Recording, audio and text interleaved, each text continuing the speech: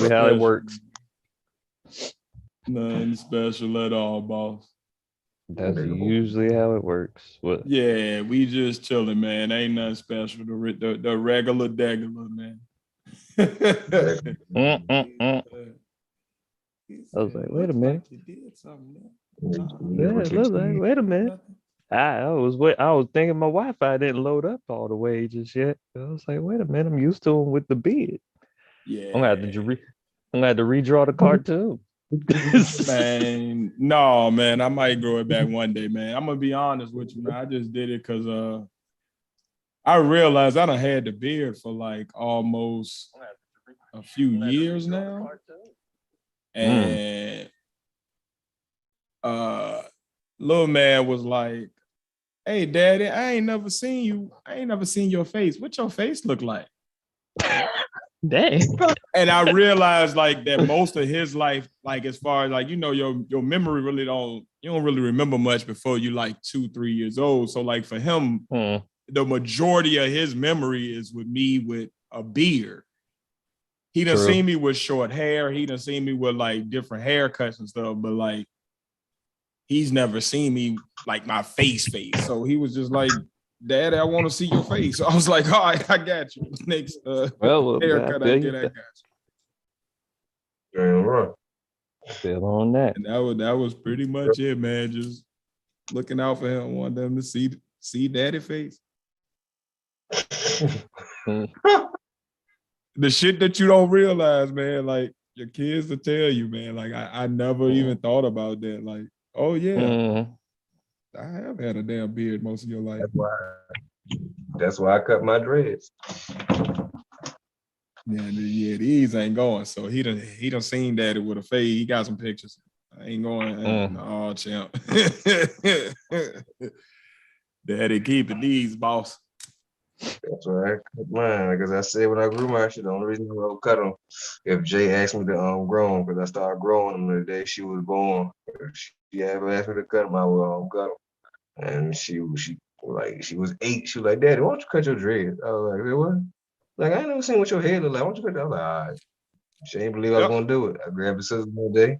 She came back. She was like, "You cut your job." Like, "Yeah, you asked me to cut. Told you." Things you do for your kids, man. Yeah, shit. It is what you do for your kids. But I had noticed that Pat said something. Yeah. Oh, his beard? Yeah. I still kept a little something just to, you know, I ain't gonna never go bareface. That shit would look crazy. Yeah. My grandfather also always told me, don't ever trust a man with no facial hair. So I kind of feel him on that. Yeah. Like, even though I don't got like the most facial hair anymore, but you got something. You got a mustache. You got a little chin pad. You got something. Like, it's something. Yeah. Like he was like, he was like, if a man don't at least got a goatee or a mustache or something, like, don't trust him. So I just always roll with that. I don't know what that was, but then when I be looking at like the people that be assassins and pedophiles in the news and like crazy people, like they be having them bare face. Like, so I be like, well, maybe it was something to that. Maybe it's crazy with that. Maybe it's a little crazy with that. Not too shabby with that assumption. Yeah. So yeah, that's pretty much that, man. Y'all got y'all shit for this docket here, buddies? Yep, I got the docket up. Pat, you got your prep for your topic? Yep. You ready? Yep. All right. I'm getting my shit together here. I'd say we got about T-5 minutes before we kick this motherfucker off. You feel me? Yeah. How you doing today, Pat? I done checked in with Face already. You checked in with me. How you doing, bro? Actually, it was a pretty chill day at work, so I'm good. Right on. Mm-hmm. Chill days always make for a goodness. Yeah. Really chill day. Some hectic days you got to worry about. Yeah, and that's Somebody got the Halloween door. like that's that's a big TV. Getting snacks. We got Snacked up, packed up, and 8 now snacks. Packed up, racked up. Yeah, shouting. Move this bowl out the way. Doing a dizzle bizzle. Man, I tell you what. Hmm. I don't got nothing. I don't know. I was about to say something and then it just left me. Ain't gonna hurt nobody. It wasn't that important, I guess. Ain't gonna hurt nobody. Man, can y'all believe this, yo? We really made it to a year, man. Yeah, I believe. Yeah, I've been tripping all weekend. Like that's really a thing. Like this is really our year week. Like we've been talking this shit for a year, man. I'm still amazed by it. I'm not. Yeah, it's been some days when I've been like, I don't know. No. That's all right, though. We done made it and we about to talk that shit. Let's get it. Yes, we are. All right. And I know Doc is pulled up. I know one of my picks, y'all gonna have to I know one of my picks for the top MCs, y'all gonna have a lot of shit to say. Y'all may even laugh. I don't give a fuck. Oh, yeah. You do give a fuck. That's why you said something. I do give a little fuck, but I don't give a fuck.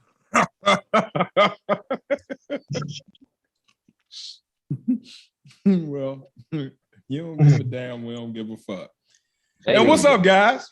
Welcome to the Podnas, a show with 3 friends separated by distance, connected by brotherhood, having weekly conversations that you can join in on. As always, I am 1/3 of the Podnas, your boy Tiz, and I am along with the other third of the partners, the Padawan here. Getting my dang Wi-Fi straight right now. But yeah, and I'm along with you know. What's that? It's face. No pause this time. You know we here. Woo! Okay. What time is it, y'all? Year time, niggas. What time is it, y'all? Year time. Woo. Happy anniversary. Man, bruh, we done made it another year, man. We done made it a year in podcasting. For my indie podcasters out there, y'all know the struggle be real. So a year is a milestone. So definitely salute to us. Clap it up. Yeah. This is a monumental week for not only us as creators, but also the pod squad, as we affectionately call them, our A1 Day One ride or die supporters that have been riding with us in this little engine that could, from literally November of last year to now, man. Like, thank y'all. So yeah, man, we're gonna get into it and talk this shit tonight. This week's podcast, as always, will be coming out on Thursday. Nothing's gonna change about that. You still gonna get it. So Thanksgiving, you can wake up and enjoy episode 53 if you're not already joining us live. But this live recording is especially for our YouTube subscribers, all 326, 27, I don't know, whatever it is. YouTube, all live. Of y'all, man, every single one of y'all. We doing this for y'all, man. Hopefully year 2 can be even more amazing than year 1. And man, let's look back at our year, man. Let's take a second to reflect, to kind of just look back over the past year and just be amazed, man. What is y'all favorite podcasting moment from the past year? Out of everything we've done as podcasters, what is y'all favorite moment? Like single, just best moment of the past year. When Tony said something, you spit all that shit out. The spit take. Okay. That was the first. Yeah, Pat did give me, yo. That was the beginning of a lot of intros that have went awry.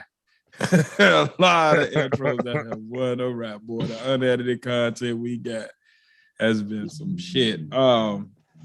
I could definitely dig it. Pat, what was your favorite moment from the past year, man? Yo, it was a lot of them, especially the lives.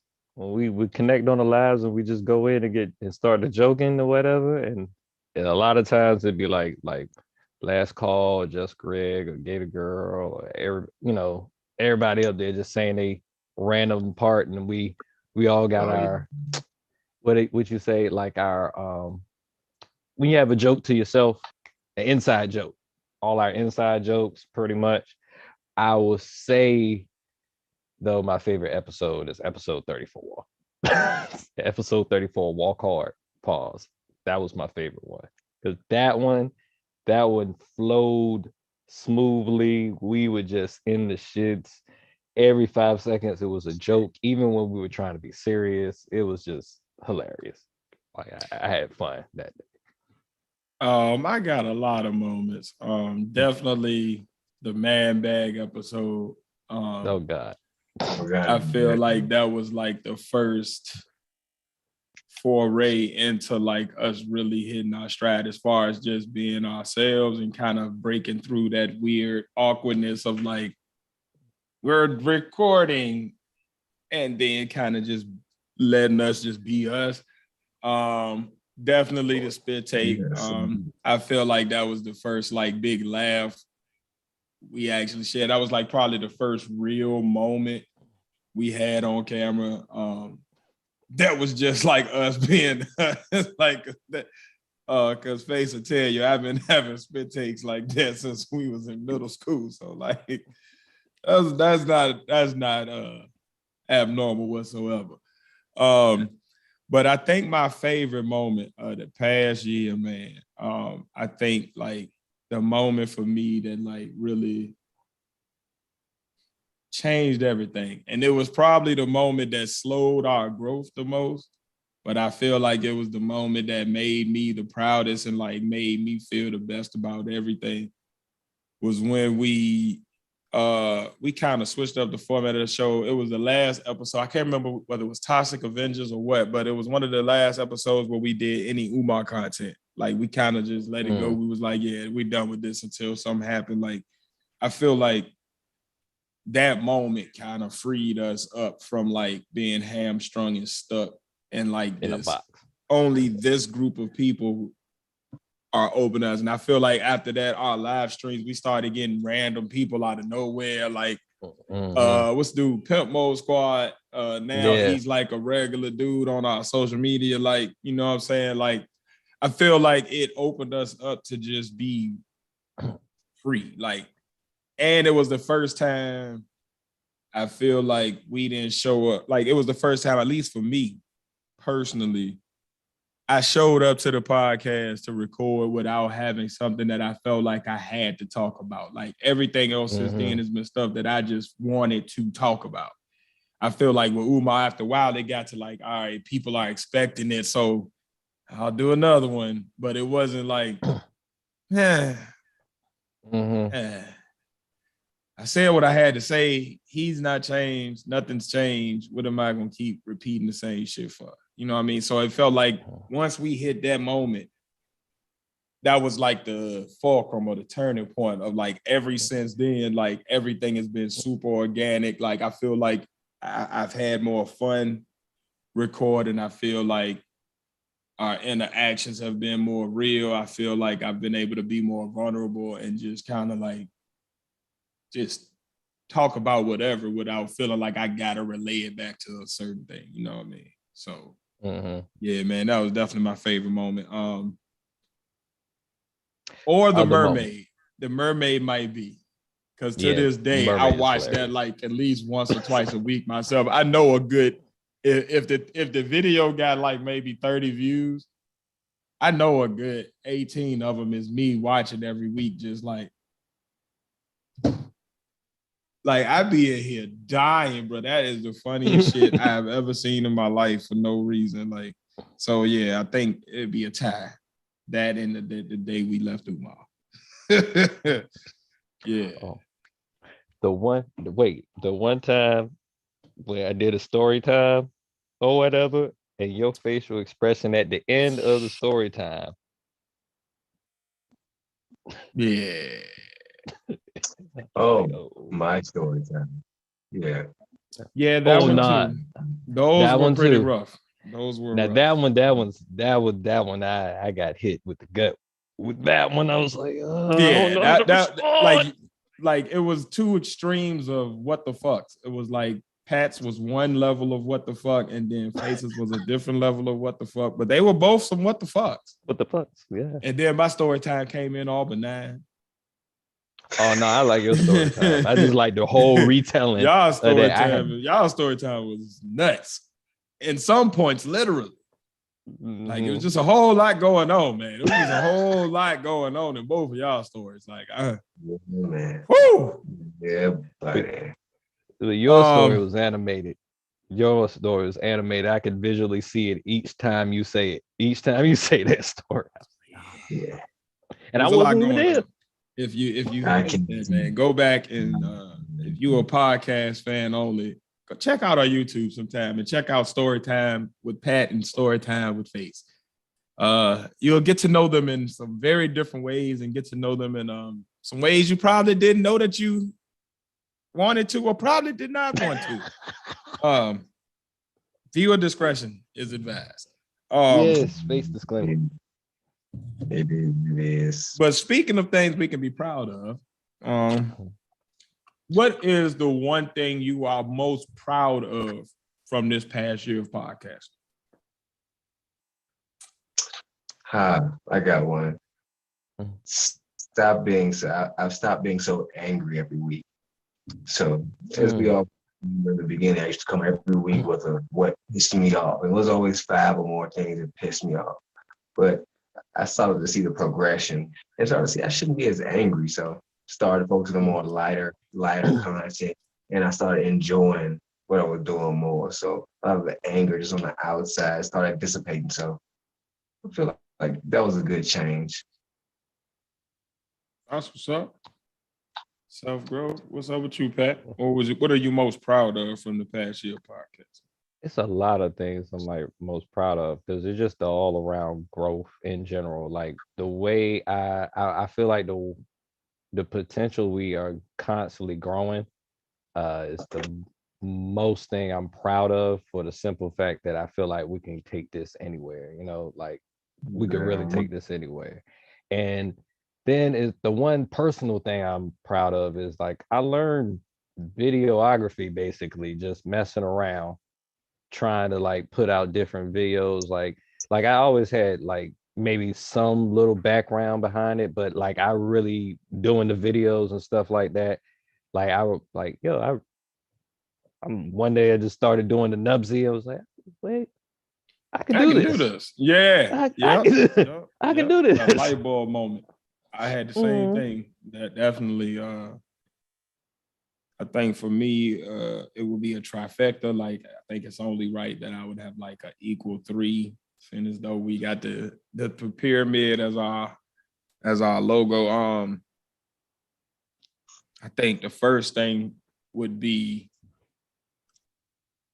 looking back at that first meeting we had where we were drawing the logo on a piece of paper and deciding between that and like when we look back at that goal sheet to see that we have surpassed every goal, like, and maybe we set them too low, but like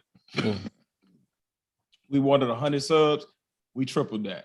We wanted to get monetized on the platform, we did that on Anchor. It ain't worth nothing, but it's monetized. You see what I'm saying? Like, so like I feel like to hit every goal on that sheet is a huge thing. Like I'm super proud of that, like on a professional sense. Definitely, like you said, the skills that I done gained, like I've learned audio and video editing, which is a skill that I feel like I can now use in other aspects of my life. And it's a skill that I probably would have never even messed with had I not started this. You know what I mean? I learned interviewing techniques. from this. Like just the skills that I learned have been amazing. So I'm definitely proud of that. And then third, like I feel like I'm proud of the layers that I've been able to shed doing this podcast. Like I feel like I've learned a lot in general and a lot about myself. I feel like I've been able to share things here that I probably would not have otherwise talked about out loud. And I feel like I'm definitely proud of that because it forces me to now talk and it forces me to communicate. And I feel like I can see the fruits of that labor all over my life as far as in my personal relationships, as far as my communication there, like having to communicate every week, whether I want to or not, has forced me to work on those skills and communicate better with people in my everyday life. So yeah, I think those three things definitely make me the most proud. What is the number one thing you have learned from the past year of podcasting? Just from podcasting in general? Just the past year since we've started podcasting, what's the number one thing you've learned? I'm keeping it in the podcasting realm, and you'll see why in a little while.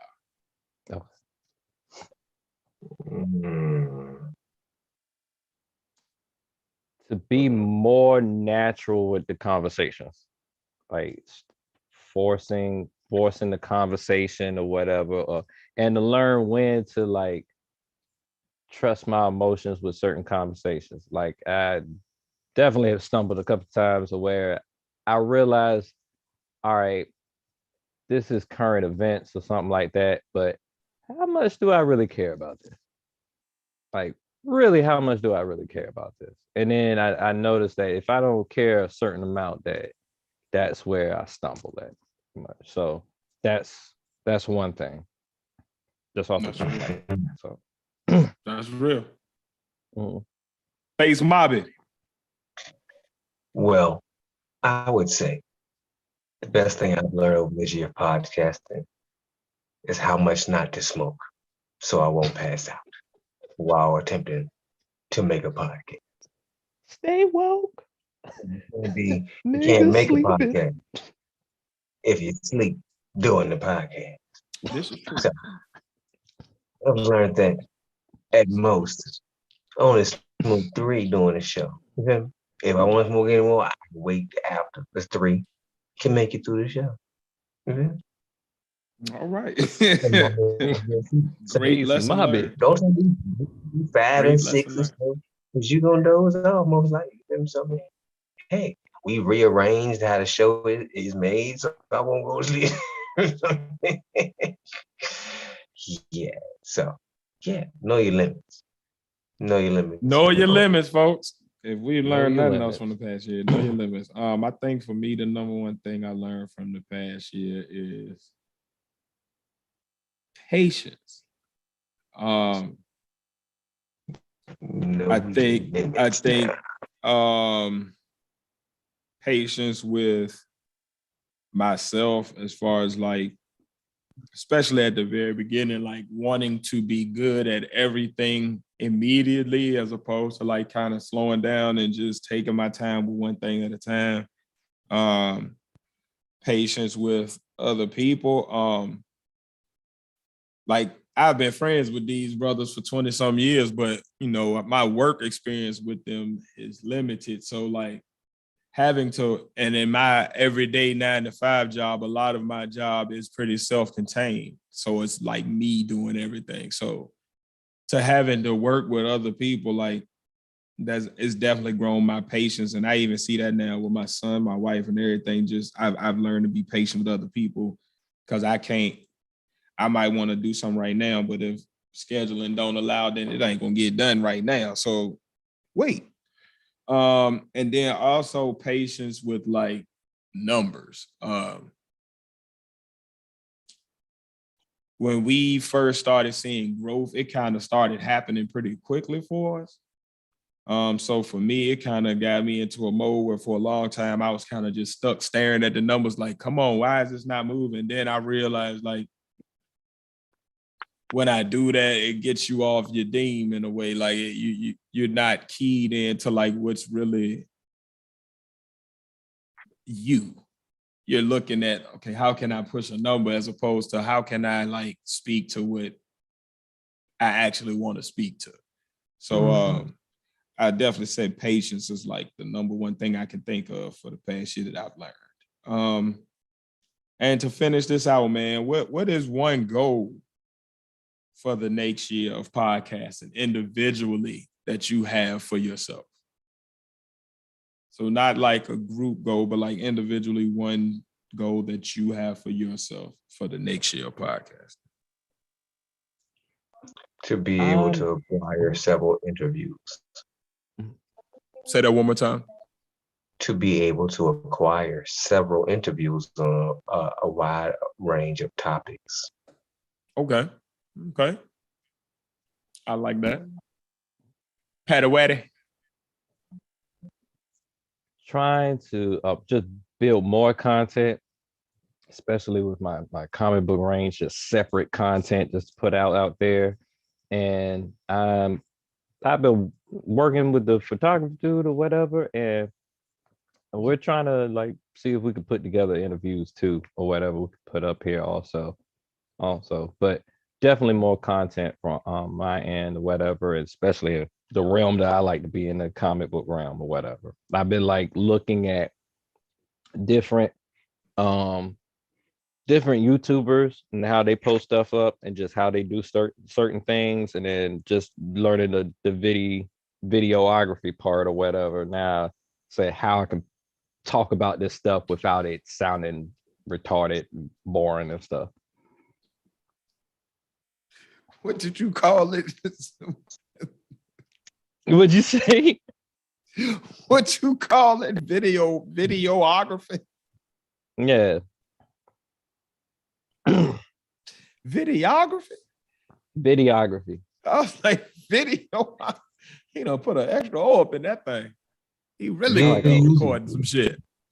I really like O's, man. He gonna record that shit X-ray. Videography. I couldn't get it. Pause. I couldn't get it out. The O just hit. You know what I'm saying? So.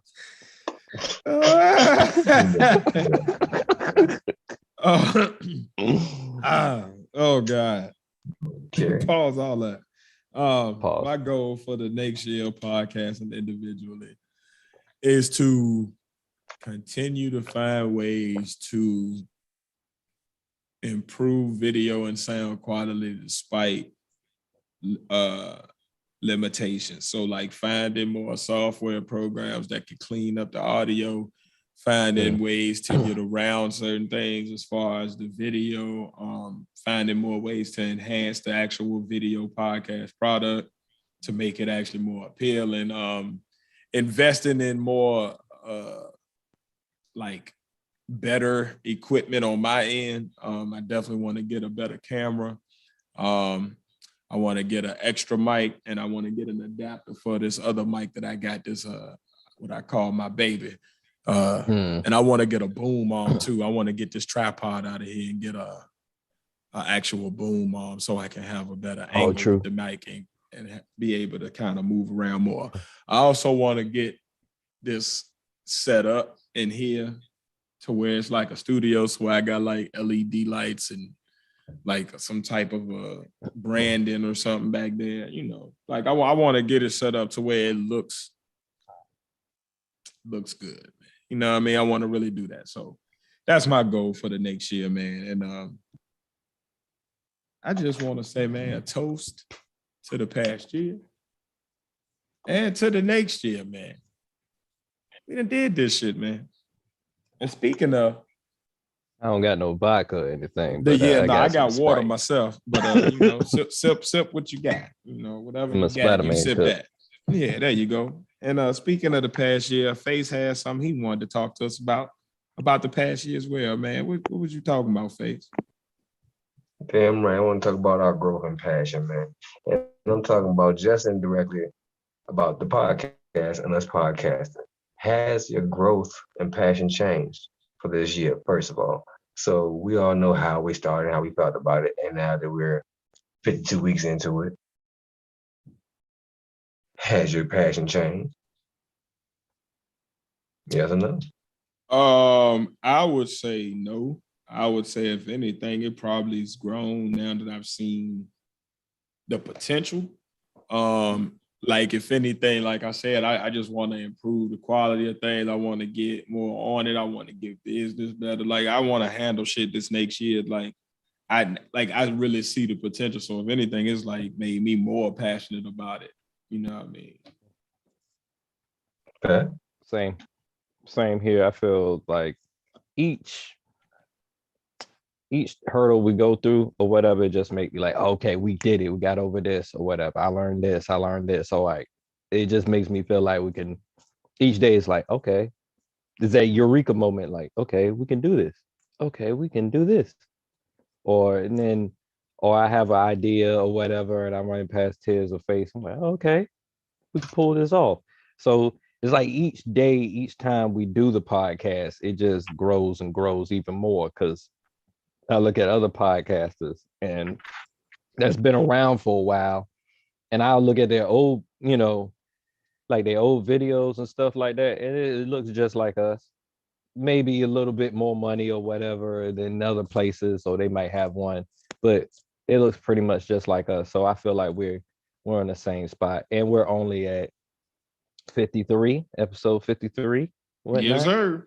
Yes, and sir. we're almost to We'll be at 100. 106 next year, bro. Jeez, Yeah, champ. jeez, Louise. Yeah, champ. Shit, crazy. But yeah, That's just we out personal. here with it. What I will say, oh, go ahead, Face. Me personally, like I can't say that my passions changed because I was really enthusiastic about doing it at first. I can just say that I'm more than all in. You feel me? Like when I first got in, I was all into it. But if you can be more than all in, that's where I'm at. You feel me? He's like uber committed to just reaching the goal we set, uber committed to just being as big as we can be and reaching the different platforms and just reaching different heights. Yeah.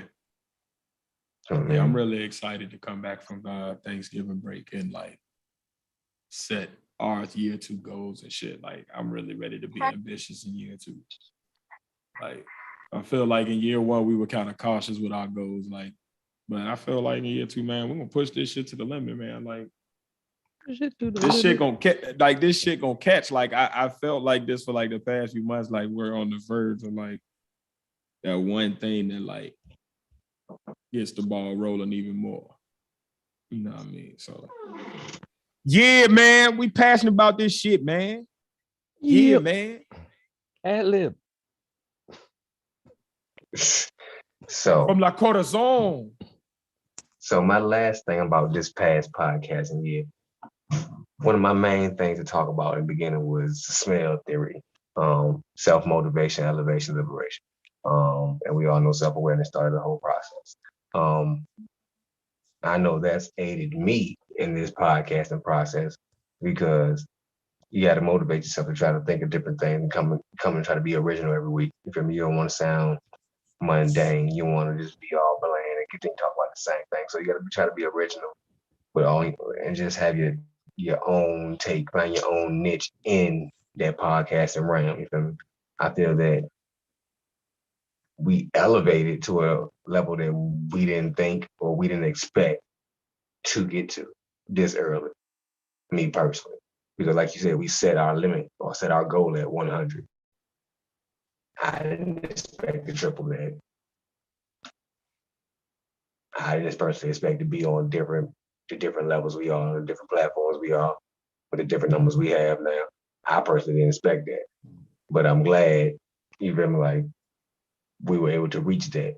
And being we were able to reach that, me personally, I see that we have the vision and the potential to do much, much more coming into this second podcasting year.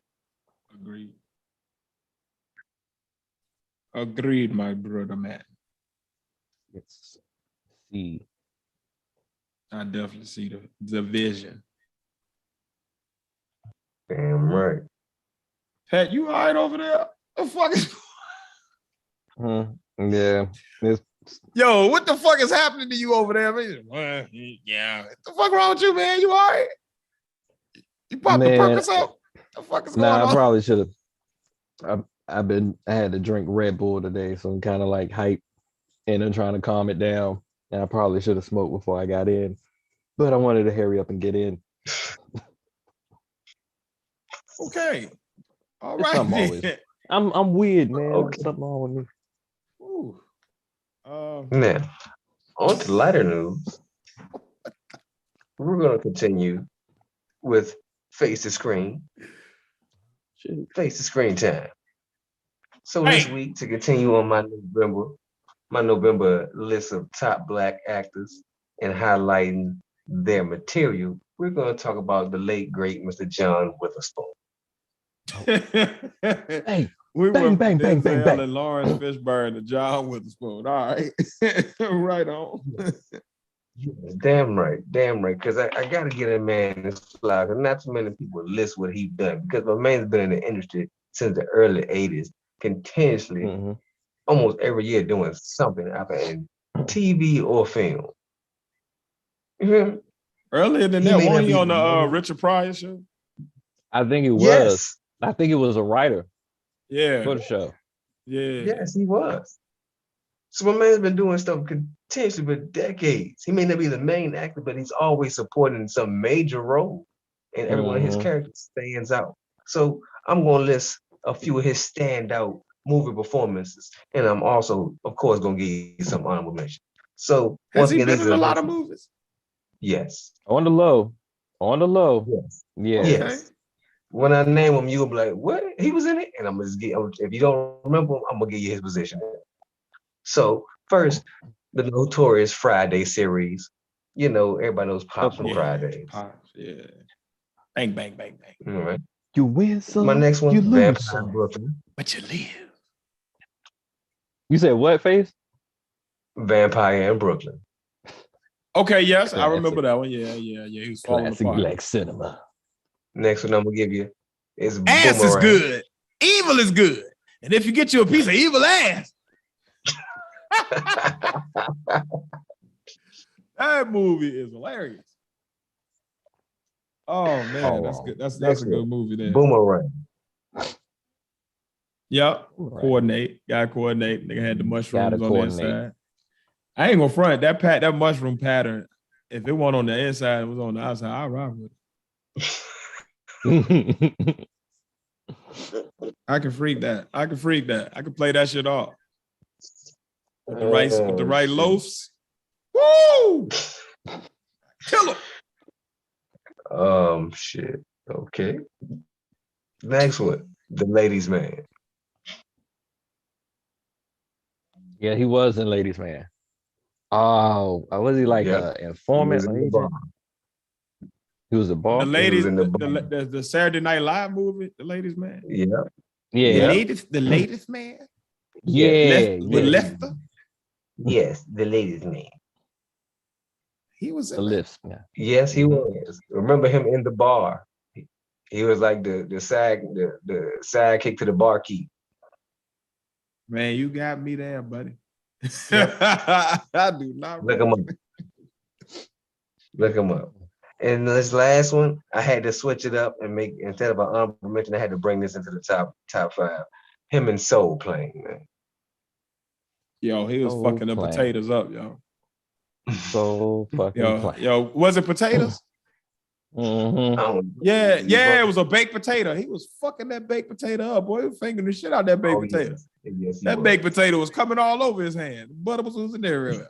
Ah, I was like, He got this what he nigga is had to going get out in of on it. this baked potato, boy. That potato ain't Ain't never right. ain't never been done like that in life. Ain't right at all. The lady was very disturbed, though. Yes. Yeah, I would be. Yeah. If I was her. Man. I'd have been left my ass up. I was over there looking at it. freaking blind man fingering the shit out them potatoes. Now, honorable mention. Oh, you wet, ain't you? Oh. That's nasty. He's so big in the film industry. I'm gonna bring you some Oh, film too. I'm gonna bring some TV shit too, so because it's so big in TV, man. So honorable mention number one, the Wayne's Brothers show. True. Yeah. You can't have that. More people probably know Pops from that show than anywhere. Indeed. Yeah. Second, of course, I had to say it, Boondocks. That would have been my all-time first period for me. Yeah. Freeman is probably the number one role he done had as far as his overall being able to just do his thing. Like, yeah, he crushed that role. That role, and I don't know if it's on here, but the Black Jesus. Oh yes, indeed. That motherfucker. Dude, he made that show sometime. Like, he is hilarious. Hell, rest in peace. I think he's just funny by mistake or whatever. He one of them people, like, he funny just being him. Like, he don't have to be telling a joke or nothing. Like, he'll just be talking about like him going to the store, and you'll be dying just off his vocal inflections and shit. Like, some people just like when they walk into the room, you just start grinning like, oh shit, this nigga. Yo, didn't he used to have like little YouTube videos or whatever? Like, he would give people advice or something. Oh, and cooking and shit. He used to cook, have a little cooking show and shit too. Really? I'm gonna look that up, and we're gonna put it on the next live. I'm gonna find it because I didn't know nothing about that. Hilarious. That's pretty cool. I want to see my last one, just because I like the movie. It's an old movie, man. Hollywood Shuffle. I can rock with that. Hollywood Shuffle. Hollywood Shuffle was a good movie. Robert Townsend. Okay. Yes.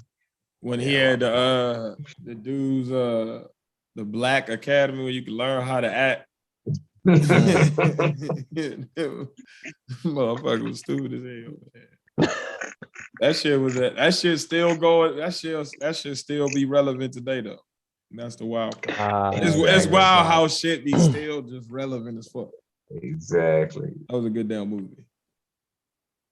But that's all for Face the Screen, man, for this week. Tune in next week for the last episode of Face the Screen Top Man Black Actors. I don't know who's gonna be yet, but we gonna end it off with a bang. I know that. It gonna be somebody black. Negro. And speaking of predominantly black, it's that time, y'all. We've already done it the first time. We've got the first MC to look at for the top MC of all time. We done figured out who the top MC after 2000 is. But it's that time, y'all. For all my people, my 80s babies, my 70s foes, my 60s foes, my 90s people, it's all time. It's time to break down the top MCs before 2000.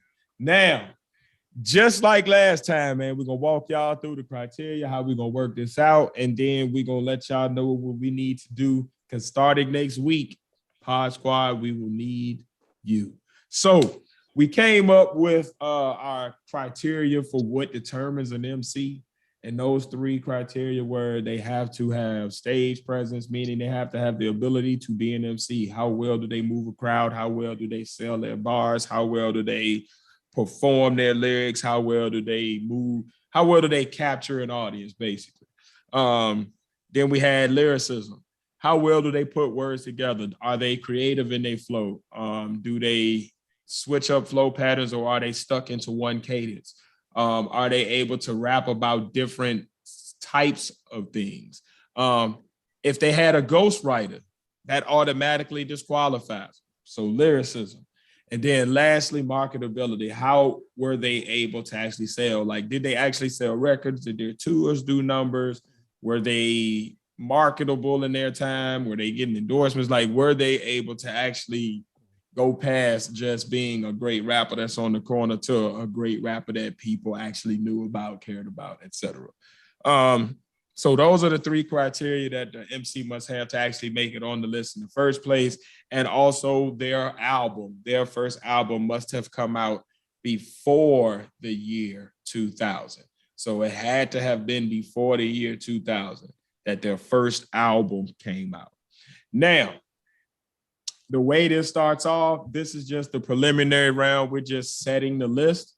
So we've each brought our own list of MCs. We will discuss through the list. Basically, if all three of us have a person on our list, that person is pretty much guaranteed to stay. If a person has somebody on the list that nobody else had, or that only one other person had, then that person is then up for a debate on whether they deserve to be on the list.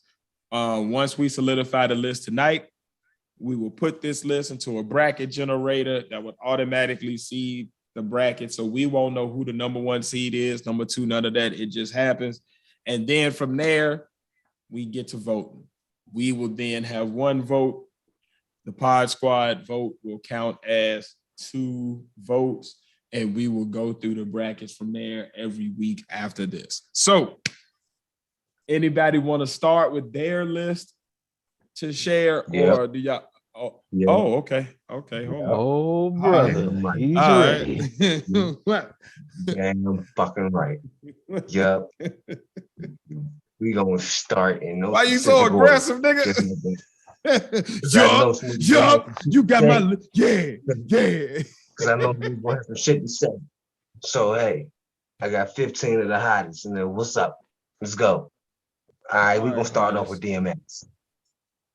Okay. With who? I'm not mad at that. DMX. Oh, okay. Yeah, I'm not mad at that at all, actually. I totally get that pick there. Now we're gonna go with the RZA. Wow. Was not expecting that one. RZA. Does he have Mr. ghostwriters? Bobby Did anybody No. in the room write for him? No. Okay. Be against the law. Okay. I'm gonna roll with it. He does have a solo album. All right. I'm gonna go with Redman. Oh, true. Okay. Let's get down with 3 Stacks. Knew that was coming. Did he have a solo You should have album before known. 2000? No. I know he was part of a group. I know he was part of a group before 2000, but did he have a solo album before 2000?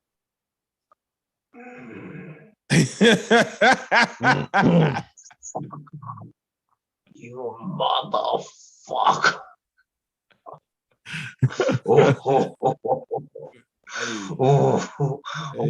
Okay. We set the rules, man. Okay. Let's go back. Okay, I got another one. Just saying. E40. Give me E40, damn it. Give me E40. He definitely had it before, way before. Mm-hmm. Wait. Face. What's up? Oh! You said E40? Get him! Yes. Get him! You don't Get like him! E40? Get him! That's the last person I would expect you to like. Exactly. I like E40 on the low a little bit. Damn it. That's the shock value shit. All right. Yeah. Y'all just don't understand. I've heard him rant about E40. I know. I know you have. We often hate on shit we like. True. Yes. Give me Jay-Z. Jay-Z. Okay. You get no rebuttal from me on that one. I'm a roll with you with Jigga Man. All day long, I'm a roll with you with Jigga Man. I'm down with you there, sir. Keep that party rolling, buddy. Good idea. Give me the Method Man. Yes. Okay. METHOD. Man. Okay. Give me Common. Common. Yeah. Hold on, as a top MC. All right. All right, whatever. Give me MC Hammer. Nigga, what? MC He meets Ham. every criteria. He I'm meets done. every criteria. So done. Lyrical ability he meets. You gonna have to bring some bars out when we get to this bracket, bro. You gonna have to bring some bars out, cause nigga, Oh, please. this is gonna be awesome. Nigga, please. You ain't about to give me them 1-2 skip to my Lou ass rhymes. Okay.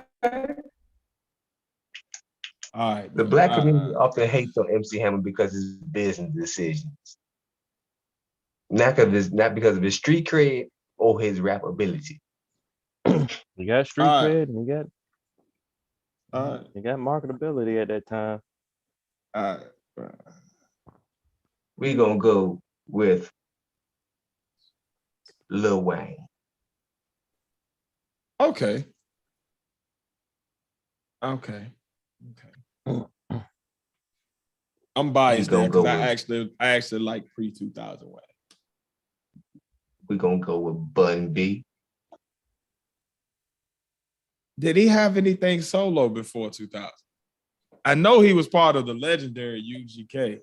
It's UGK for life, Free Pimp C and all that, but did he have anything solo before 2000? Yeah, you got to look that one up. I don't know that he.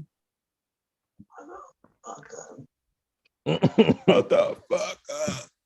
Yeah, right, that's why I ain't put Black Thought on there. Okay, yeah. Did he? Damn, that's right, Black Thought. Yeah, he don't come out as an artist, solo artist until 2005. Yep. Motherfucker. With Trill. Let's go. So we'll button back Snoop that ass Dogg. On back up. Who? Snoop Dogg? Snoop Dogg. Snoop Dogg? Mm-hmm. We going with the Snoop Dogg for lyrical. Oh man, y'all, wow. Hammer and Snoop Dogg. This is a hell of a list. Yep. Yep. I'm done. Me. Tupac.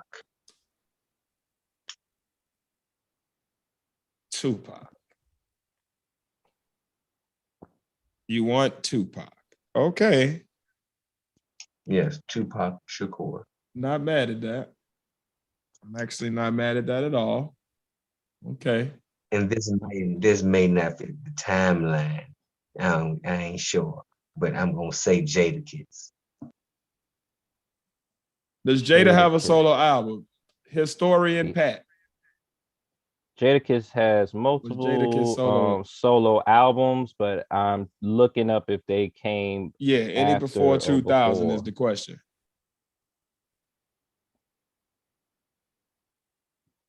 Jada. I don't think so. I don't think so because I think the was we're gonna leave it at first one was Kiss the Game Goodbye. That was 2001. Yep.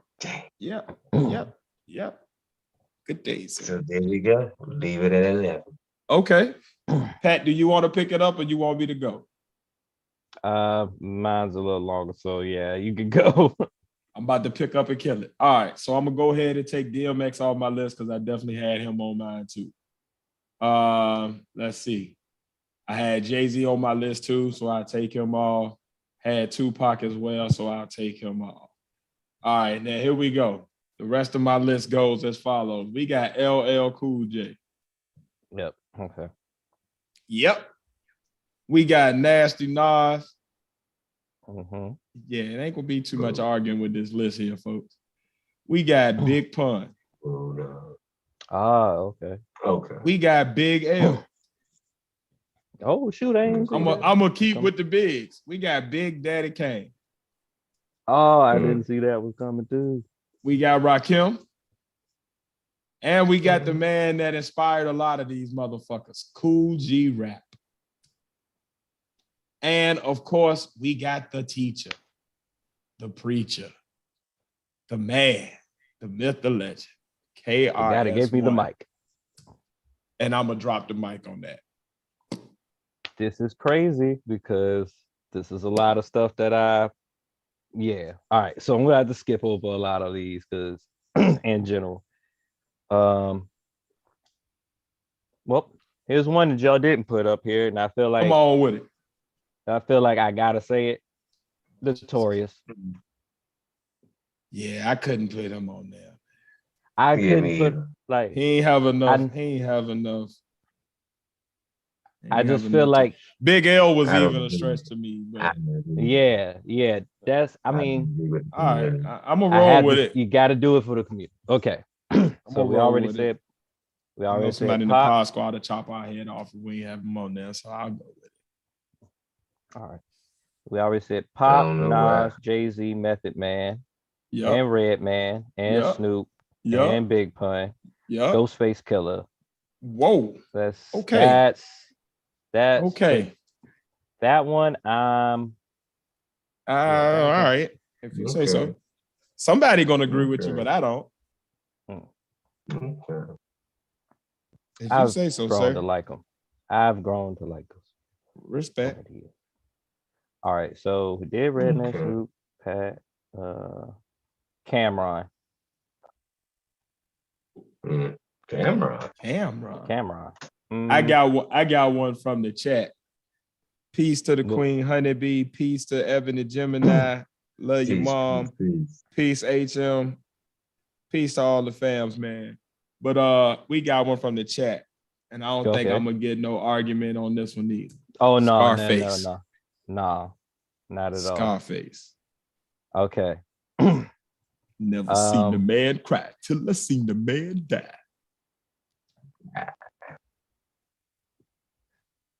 I was gonna put Fat Joe up there, but I don't. I got think one. so. I got one. Busta Rhymes, yes. Gotta have can't- Busta Rhymes. Yeah. Gotta have Busta Rhymes. Yeah. All Eminem. Respect to King Buster. Whoa. Okay. Okay. Eminem. No, That ain't confused yet. Man, you gotta clean your ears out with some Q-tip. What the hell? Face just over there rambling. He just saying anything now. Domino. Can't say that. Hell no. and On the my back last track one- of the thing. All right, you surprised me. You surprised me when you said Rakim. You damn That's right, what's- Wayne, before the 2000s. Yeah. Lil Wayne came out way before the 2000s. Mm. You remember Damn right.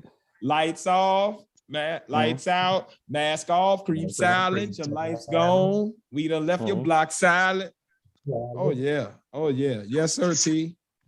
Wayne before 2000s. You better know that. The block is You said Big Straight Daddy off the Kane, block. Whoa. KRS-One. Man, Yeah, man, got my the only one clock. left I got up here, Mace. Not my personal favorite, but I just thought of all the major labels at that time. This nigga said Mace. Mace. I don't All right, expect who? him to win. I'm don't gonna expect him even to win. put his little dollar sign in You there. said Mace? I don't You expect said him to Mason Betha. I don't expect him to win. Oh, we I'm got just another one mostly- from the chat. Mhm. We got Ice Cube. Ice Cube. Yeah. Yeah, I was just thinking That's yeah, I can't argue that. All right. Because I don't want to leave nobody out because there's so many before the 2000s that like if we gonna do this, we gotta make sure we got the definitive got 'em list to all start right. with. We're gonna make it an even 30 then. Yeah. All right, Even so 30. we need three more. We need three more. I got you. I got you. Best MCs. Okay. Razzcast. Pharaoh Monch.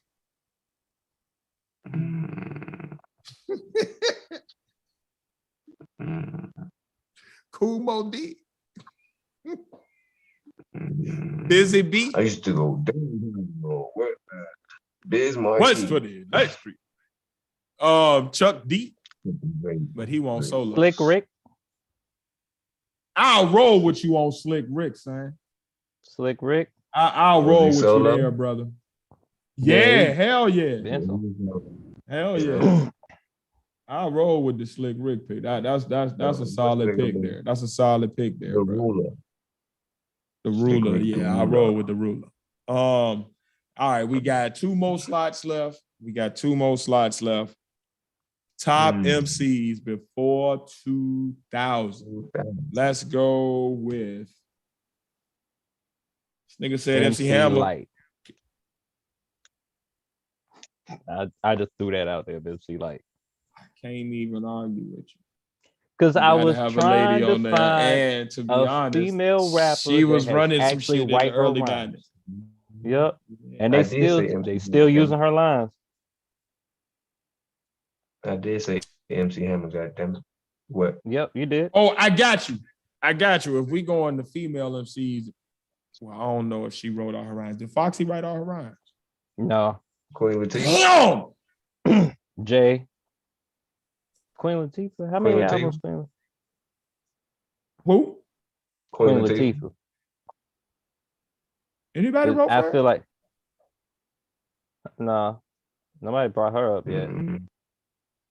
I can roll with it. I'm gonna be honest with you though, and this ain't on no sexist shit. This just some real shit. Her and MC Light will get their boots smoked. They gonna get their boots smoked. Smokety smoked. Well, folks, we got it settled. The top MCs before 2000s list has been made. Now comes the voting process. We start that next week.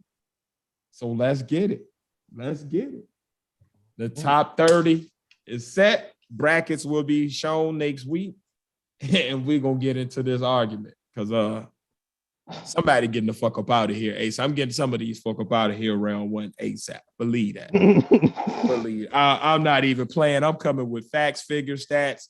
I'm getting some of these folk the fuck up out of here because they don't belong on this list, but I'm going to roll with you just so I can see them meet their demise. Believe I want to see where everybody rank at. Believe it. Yeah, shoot. Go ahead. I'm going to talk. Shit. I know you talking about me. I'm going to talk the good Talk and I'm going to talk the fuckery. Shit. And I'm going to talk my shit. I am motherfucker. Talk. And guess what? Mm-hmm. Time to talk that shit. Mm-hmm. It's that time. I'm too legit. It's that time. It's that time. It's the goddamn I smell it. I smell it in the air. It's a strong whiff of little good with a hint of fuckery. Oh, as long as it, but this it. Oh shit! You don't want no tea. I don't want no tea, baby. I don't want no tea. All right. Well, you know what? Let me check. Is it time? Is it time? Is it time? It is time. Time. It's time. Good it's fuckery. Beta time. Fuckery.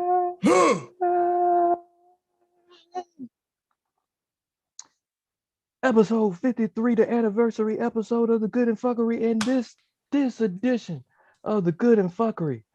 I want to start off. Well, this is going to be the political edition of the Good and Fuckery. But before we get into the shits or whatever, there was some fuckery that came on. And I want to say rest in peace to Young Dolph, because right as soon as I start getting into his music, they want to pull that fuckery. Yeah. And I felt like it wouldn't be right since they just came out that I didn't say that. So,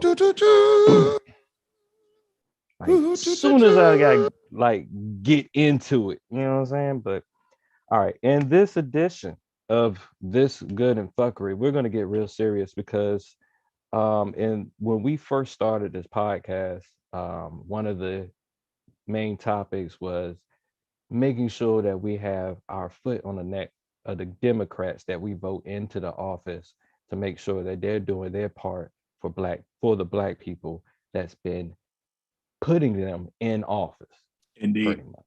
Indeed. So let me get serious. Get serious, Pat. Let me hear something. All right, so I took the glasses off. He put the glasses on. Shit. Gotta get serious.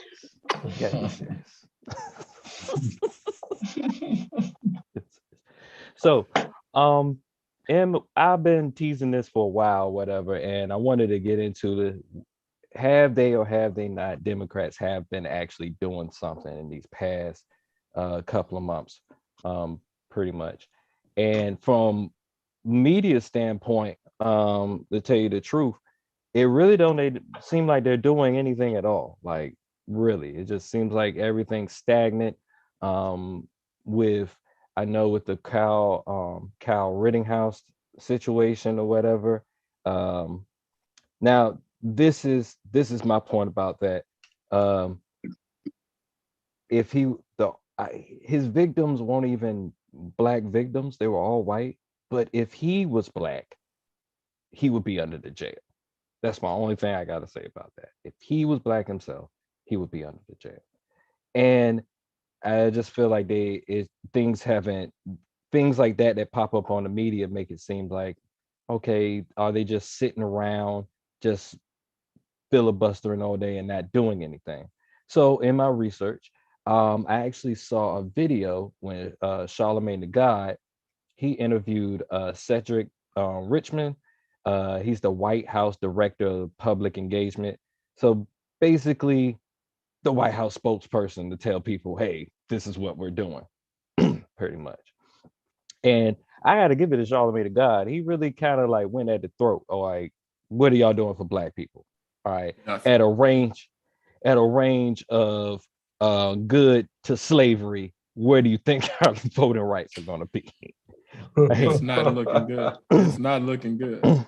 Yeah, so he really got into it. So in the response or whatever, these are the good things that Cedric has brought up, that says that the Democrats have done, pretty much. So they say they have reduced black poverty by 38%. Have they? With the tax credit. That's what they said. 38%. These are, I'm just gonna go through the statistics he say first, and then we'll run through pretty much. He says black child poverty has been cut in half by 50%. Okay. They said they started the ban of the use of private prisons, chokeholds, and no-knock warrants. More black women in the appellate court, and that's at day 281. The Department of was the Department of Justice, excuse me, the Department of Justice, they got actually investigating Minneapolis Police Department, Phoenix, Arizona Police Department, and Louisville, Kentucky Police Department. Then he brought up what they're aspiring to do, which is 10 million people are still getting water through lead pipes. So that's the part of the infrastructure bill that they're working on. And then the EBB program, which is like the emergency broadband benefit. Oh, It's like if you're familiar with Lifeline, where you know how older people, they get a discount for their telephone services once they get a certain age. Just let y'all know. Is that like Obama phone? It's actually, that's been around forever with phone, whatever. Oh, if you're like I don't know what this shit is. It's one of those things that if you didn't work at a phone place, you know that I'm tech support. Yeah, so I didn't know that. They got Lifeline's been around for a while, and that's just to have that's to help senior citizens get a discount on their phone line or whatever, so they won't get crazy bills, because especially if they had a set income. And the emergency broadband benefits program is basically the internet version of that program, pretty much. Gotcha. So even in my job, I've seen coordinate, people on how to do it or whatever. It started like in the summer, and they take $50 off your internet bill, and if I think more if you live on tribal lands, and you also qualify to get like $100 off on like a laptop or some type of equipment. And that was the help, because you yourself, Tiz, that when the pandemic happened and people had to go online or whatever, there still were like children that weren't able to get online and everything. They were still maybe in their homes. They weren't able to have, like, they don't have a computer or whatever, and they a lot of the schools had to actually provide them with it or whatever. So that's one thing that they've done. The whole plan is called Build Back Better plan or whatever, and he also speaks on reforming redlining districts where they, historically the housing department or whatever basically segregated Black people or whatever, even if in some cases you can have one Black person living in the same neighborhood as a white person or whatever, and they got the same type of house or whatever, but the white person would get more than a Black person. So, and they're investigating that. Gotcha. They're working on with community leaders with more mental health and substance abuse treatments. Social abuse. Seth, but tongue got tied. I'm sorry. Your tongue got tied. Tied. Shush your tied. It was been a long day, y'all. It's been a long 10 hours. Shuffle and shuck it. Fuck you, tears. What's up, guys? I was trying to avoid it. Say fuck you, tears, but all right. And okay. With HBCUs, they've the government has given them $650 million. They increased that over the year to $887 million, and this year they'll be receiving $4.2 billion from the executive branch and another $500 million from the Department of Education. That's for HBCUs, and they also said they put in $500 billion for Black farmers that have been discriminated against historically by the Department of Agriculture, pretty much. So that's a few things that they said that they've got going on. Now, out of those few things, the ones that just seem to stand out more for just Black people, period, is reducing Black poverty to 38% and Black child poverty to 50% or whatever. But I'm not going to give you kudos to that. You need to do that anyway, pretty much. Like the HBCUs, I definitely give up for that, because we definitely want, as he said, HBCUs, they can get a person from anywhere and they will make them into the most top tier citizen, and basically they can go anywhere from there, pretty much. And like a diplomat? What? Like I would say, nigga, what? They can go anywhere. I'm sorry, that was me having a brain fart. What? As in they can go anywhere with their degree or whatever they want to go to as far as a career. Gotcha. Yeah. Gotcha. And I'm picking up the main thing I would say is the $5 billion to Black farmers. That was the main thing I would say out of it. But the thing about all the other stuff is that it's not just for Black people. Black people can benefit from it and everything, but the Democrats, they have a tendency of saying, hey, we did this for Black people, but you didn't do just this for Black people. This is not just a law or something to pass that actually just benefits Black people, period, outside of that Black farmer or whatever. But not every Black person want to be a farmer. So I got to go be a farmer to actually get help from government. So this is where I say, yeah, the Democrats, they are attempting to do something or whatever. Mm-hmm. It just feels like from at this point that it's more of the system that they're in that is like preventing them to do this. So now we get to a point. I don't think it's the system. I think it's that. Go ahead. I got a take on it, but go ahead. Oh, no, I'll let you get your take. What I meant by that is that if you're in a system that's already broken, pretty much, and like you have an opposing side, and that opposing side is using everything in the system that's already broken or whatever. It's like, eh, is this a race that we can actually win, or we're just running in circles in a hamster wheel, pretty much? Yep, tears tape. Mhm. I don't give a fuck about the government no more. I don't care who the Democrats got. I don't care who the Republicans got, because they not opposing sides. They the same team. Mm-hmm. So at this point, until we're gonna actually do something about it, I don't give a fuck.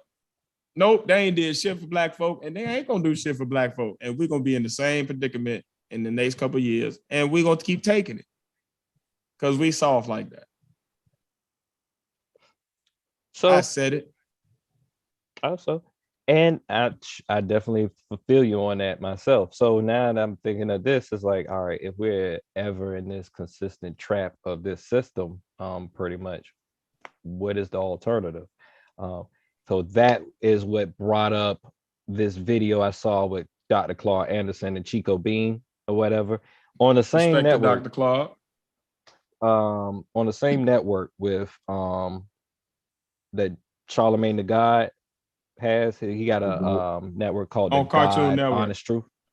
Yeah, he got a show called The God Honest Truth on Comedy Central. That's Comedy what Central. Yep. My bad. So it basically under that YouTube, they got the video there between Chico Bean and Dr. Claude Anderson, and basically on black capitalism and things like that. And what I got off of that is basically, we need, if the Democrats ain't doing anything, we basically said this before, we need to be inclusive as a culture. Just to ourselves. Yeah, it's time to have our own damn party, like, and stop depending on either one of them political parties. Like, they don't care about us. They're on the same, they in cahoots with each other, and their job ain't to do nothing for us. Their job is to stay in office for as long as they can so they can fill their pockets up. So when we know this, what we talking about here? Like, unless we're gonna actually do something, we're gonna keep on having this same conversation. So politics ain't even so, like, we gotta fix us first. Like, we gotta get us on the same page so we can do something. And until we get to that point, we're gonna keep on having problems. So that's what we gotta focus on, is like, how do we get us to be smart enough to realize we are that hamster on the wheel, and it's all right if we get off the wheel and try something different. Maybe instead of trying that, maybe we get off and try something different. But this ain't working. Yeah. That's the same question we asked when Obama was in president. The same thing we asked when Trump was in office. Same thing we asked when Bush was out. Like, this is the same question. It just repeat every 4 years. And every 4 years, we be sitting there looking like fucking Oliver Twist. Oh, can I have some more, sir? Please feed me some gruel. Like, man, fuck that. When we should have just threw the bowl at the guy and take the whole pot of gruel, because there's more of us than them. Or we could just leave that bitch and go make our own fucking gruel. Exactly. We don't need your gruel. Make our own goddamn gruel. You eat your own gruel. Then we can get as much gruel as we want to. Exactly. I would say to myself, and this is just like random scattered thoughts, like, the only way this government will work and everybody be some type of agreement is it's like, if we go through each branch. And I said to myself, I wouldn't even care if it was a Republican president. I just don't want everybody around here to be Republican. Like, we could, because, like, from what we've seen, the president doesn't really do anything but be a scapegoat, pretty much. So you can have whoever you want, Republicans as president. That's all right. But in that cabinet around them, I don't want everyone to be Republican or whatever.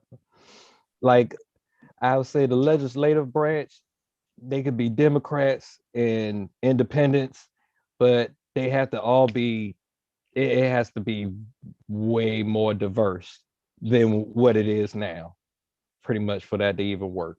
So the Democrats can stop crying and actually do something or whatever. And I want the judicial branch. I can't talk today, god damn it. Tiz is going to light me up with jokes or whatever. But The judicial branch. I want nothing but black people. I want nothing but black people in the judicial branch, the judge branch, the judicial I'm at branch. the point, man. I don't care people. about the black. You know what I really want? I want smart people. Mm-hmm. That's really what the problem is. Like, it ain't no more. When you look at shit these days, it's not so much of a black and white issue no more. It's I'm an old fart who too dumb to realize what's going on in the world, or I'm not. It's just that the old fart still got all of the power and they not letting it go. But like, that's really what we looking at. Like, we need smart people. I don't care because I don't need no black ass Clarence Thomas dummy that's gonna be up in there still voting some bullshit that's gonna hurt people. I want somebody that's gonna be able to make a logical decision about what's the best for the greater good, not for their political clout or their political base, but like the greater nation, like people as a whole, damn a party.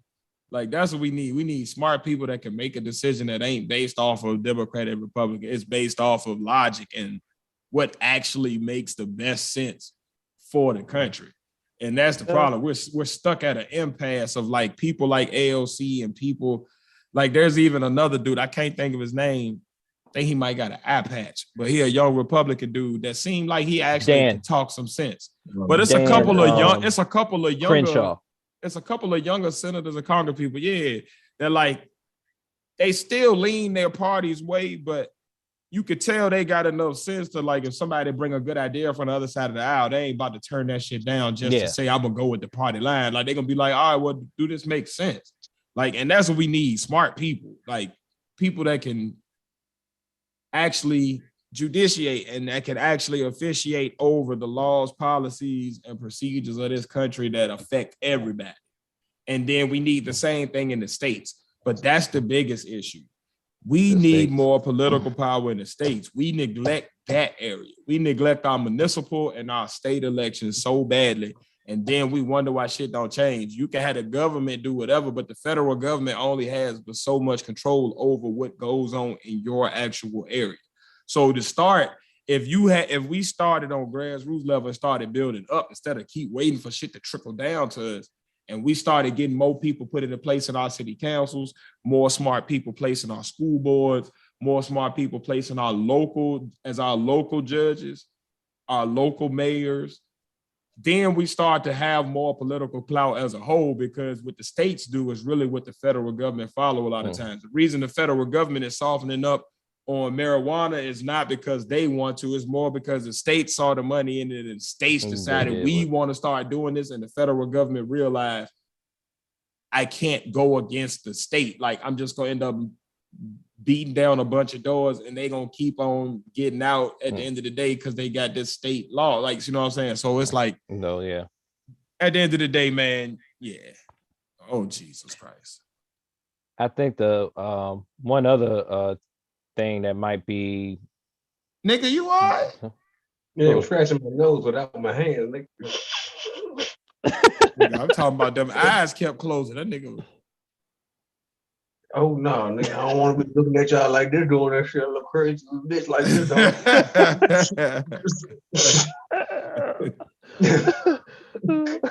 That was a little crackish. You're right. Yeah, don't do that again.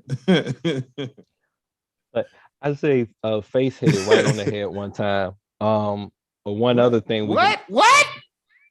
Beg your pardon? Jesus, let me finish the statement. But I said pause. Face. With the pause game, man. You didn't do that on this show. I'm gonna tell you that didn't happen on this show, y'all. God. Well, Face made a point, and the point was about land. The main thing was about land. And when I was looking at the Dr. Claude Anderson interview or whatever, that was one of the main points that he wanted to put out is land. God damn it. I was trying to make Face laugh with my face. I ain't even chilling me.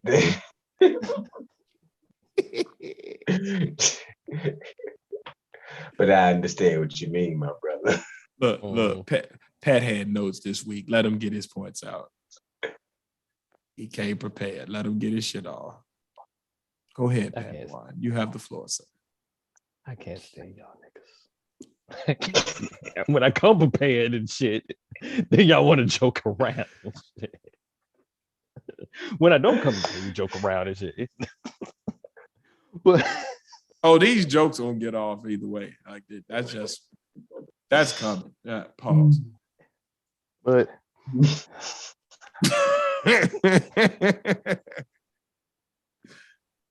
You were saying, sir, Jesus Christ.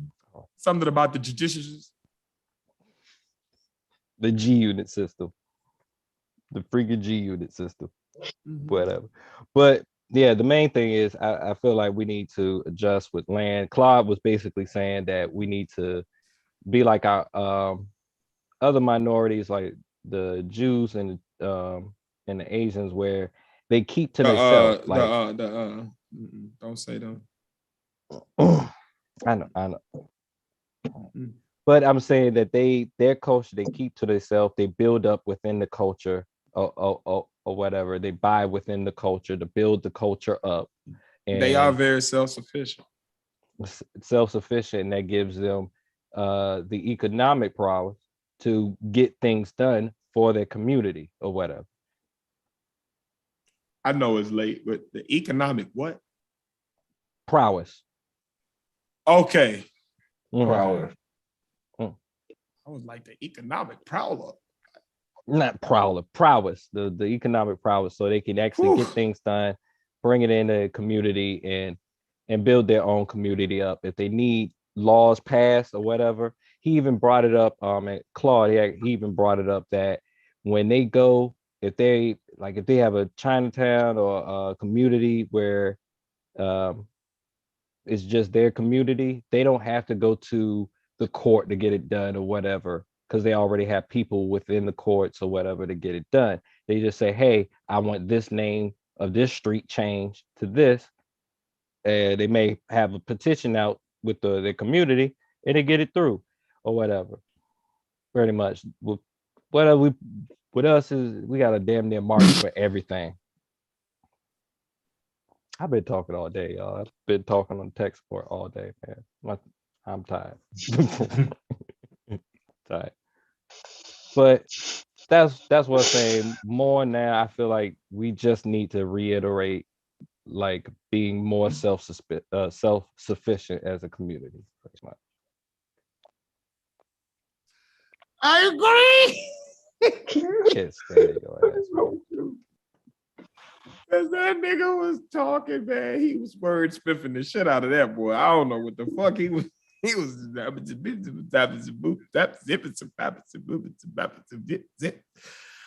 woo. That shit sound like when you hear your favorite song on the radio in the afternoon, but they be doing the traffic jam mix, and the DJ keeps scratching the shit and mixing over. Honeybee said, "What you smacking on face?"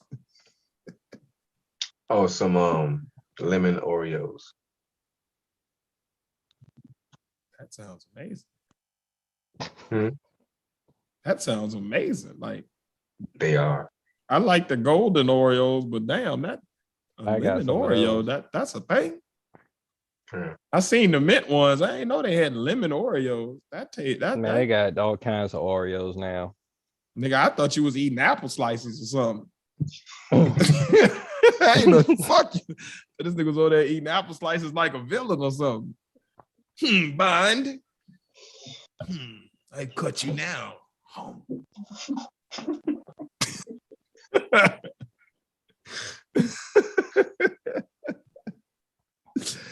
Hey, I can't. Honeybee, I know I ain't supposed to even be looking at the chat for this record, but I'm gonna tell you, Honeybee, it ain't that I ain't been able to comprehend. That shit ain't been comprehensible. I don't know how the hell you be deciphering what the fuck they be saying. Boy, man, I know words have meaning, and sometimes, God bless. But we gonna move right along. Dang it, brother. I digress.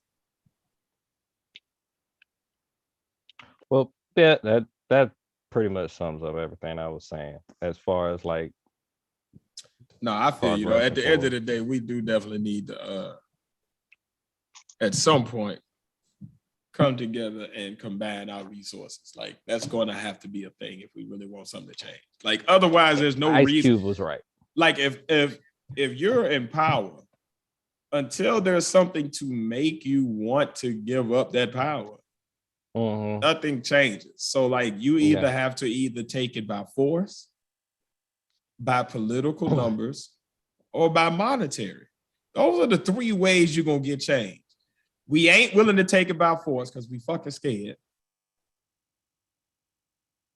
We don't want to share money because we greedy. So the only thing we can do at this point is, can we get our political power together? Can we start voting in the right people in the municipal level? And I think that's the problem. That's where we reach a standstill. Like, there's not enough people that not only want the right things for society, but that are also willing to do the work that it would take to make the things right in society. Like, everybody wants to sound good. Like, when I go out to rallies, when we go out to protests, when we go to even vote in our municipal elections, you'd be surprised at the low amounts of us that you see out there. We don't care until it's a photo op. We care when it's Obama going to president because we know everybody gonna see us voting for him and think we woke and think we part of the history. We care when it's a Popeye's chicken sandwich out because people gonna see us in line and know we got it first.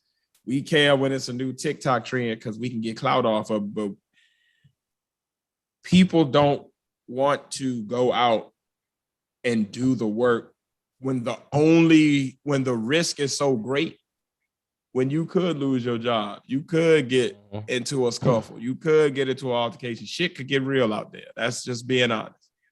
But nobody wants to do that when the only reward is the betterment of the world. It may not be a direct effect on them individually because they may be in a privileged position. How much do I want to work to make sure other people can be in that same privileged position? Most people don't. That's just the bare truth of it all. Like, that's the real deal, Holyfield of everything. Like, people don't care enough outside of themselves on a whole. There's individuals that do, there's small groups that do, but those small groups can't make a dent in the wall that is privilege and supremacy. It's just straight up like that. So it's like, at this point, you do your part. You do the things that you like, the things that I talk about, I do. I support Black business because I want to keep my dollar circulating within the community that I support. I go out and I vote in municipal elections, and I actually stay up on my local candidates and my local city council and what's going on in the school board in my area, because I want to make sure that I'm doing what I'm saying. And that's all I can do. And if somebody asks me what I do, then I'll tell them that this is what I do. And hopefully they get inspired to do the same thing and enough people get that. But at this point, man, this past year taught me nothing. It's like, I'm tired of beating the dead horse. I'm tired of looking at the next election like this. Next one is when we gonna get it. This is when it, man, look, man, to be real, the shit start at home. We can't decide if we should cancel Dave Chappelle or not as a society.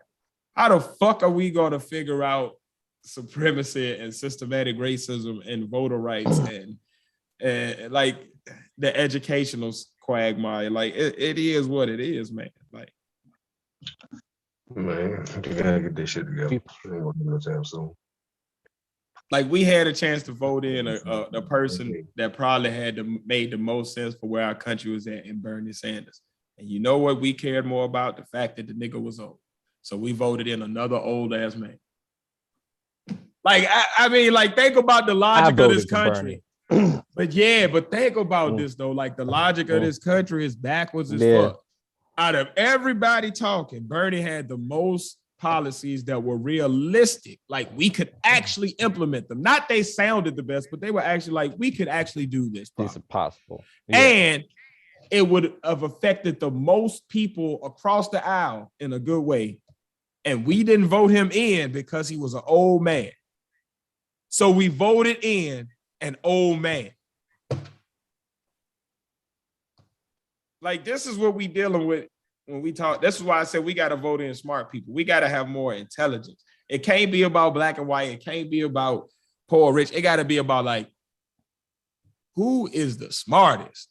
We got to get back to looking for them enlightened ones, the people that actually have enough knowledge, because the people that have enough knowledge, they can make a better decision. You can't have dummies that believe in fucking that it's aliens throwing space lasers down to help the Jews control the weather and all of this weirdo shit and this QAnon bullshit. You can't have people like that control the government and think that shit's gonna work. There's no logic there. You're dealing with people that believe in boogeymen and shit. Like, it's like the people that seem like they should be more into voting don't vote, and then the people that just think voting is a joke, just voting because, hey, I'm American, I'm going to vote. They just vote those crazy people in, pretty much. Because people don't want to do the research, man. Like, things in life take work. You want to make reasonable votes, you have to actually research. You can't just go in there and say, ooh, Democrat, ooh, Republican, ooh, independent. No, you have to actually know what the fuck these people stand on. What does their track record say? Like, yeah, they say this now, but what does their history say? That tell you a lot about what they're going to lean toward once they get in. Let's be real.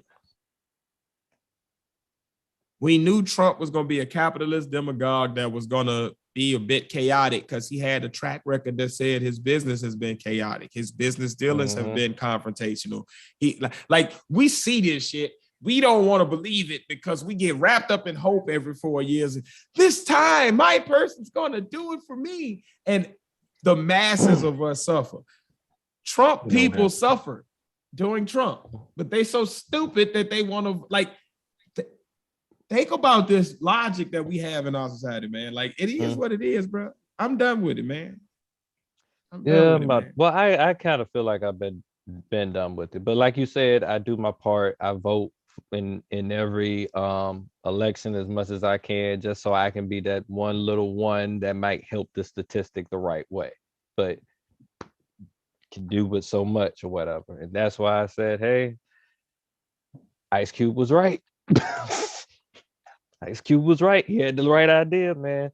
Instead of just blindly voting people, maybe what do we do as a people to put the pressure on the people in office to do the right thing or whatever? And I think Ice Cube had like the right idea or whatever. But media wanted to portray him a certain way because they so one-sided when it comes to ratings.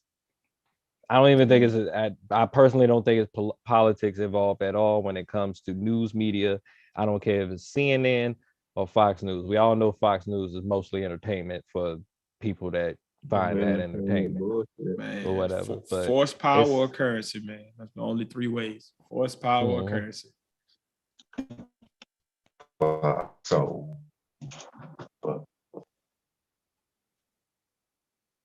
Did you say, nigga, what?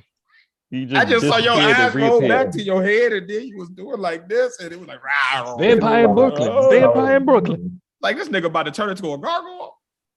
Fucking Fox Soul. You're right. Fox Soul. Fox Soul. I haven't heard nothing about Fox Soul since that. I haven't watched TV. I attempted to listen to them the other day. Oh, so it's still around. Okay. It's still a thing. It's still I'm good on it. I'm good on it. I'm good on it. It didn't go well. Yeah. I'm done with any bullshit, man. That's just it for me, man. I can't listen to dumb nothing no more.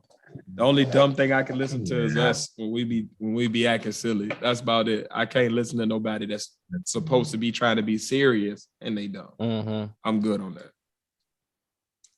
I can listen to some comedy though. You being dumb because you expect that. But I ain't listening to you try to tell me some serious shit and you sound dumb. I'm good on all of that from all sources. All sources. I'm done. I've reached my limit. That's Y'all my voted that man. That's off. my last lesson of the year. That's my last lesson of the year. I'm done with all bullshit from all sources. All of it. You did. I got one for you. Know when to hold them. Know when to fold them. I got one for you. No, I don't want no pigeons.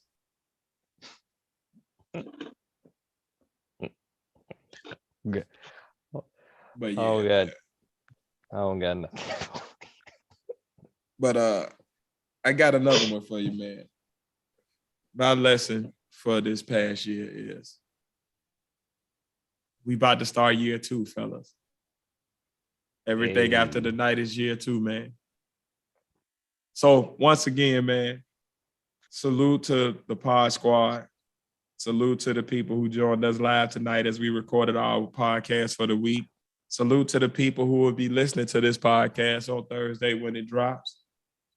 Stay tuned this week for You Didn't Ask Us But marathons. The Podnas podcast marathon, some of our favorite episodes. The podcast itself. I'm gonna persuade Pat to drop some clips over the week too, so we can get our laugh on. Okay. New merch dropping this week. Look forward to it all, man. Blue Monkey. And as always, for a whole year Out, and for more years to come, I have been 1/3 of the Podnas. Your boy Tiz. And he's along with me, the other third, the Padawan here, and I am along with the final third face in the place. First year's race is over, baby. I say we won.